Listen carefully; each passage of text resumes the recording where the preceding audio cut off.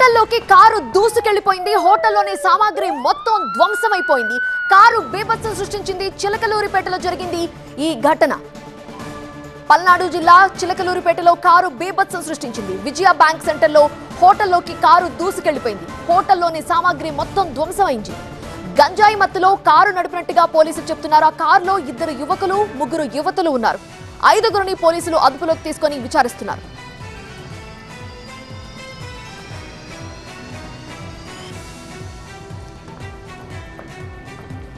Hotel board అవంతా కూడా ధ్వంసమైపోయిన దృశ్యాలు మనం చూస్తున్నాం. చిలకలూరిపేటలో ఇన్సిడెంట్ జరిగింది.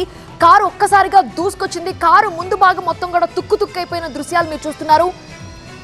కారు ముందు భాగం ధ్వంసమైపోయింది. దాని మీద పెద్ద ఐరన్ బోర్డులంతా కూడా పడిపోయాయి.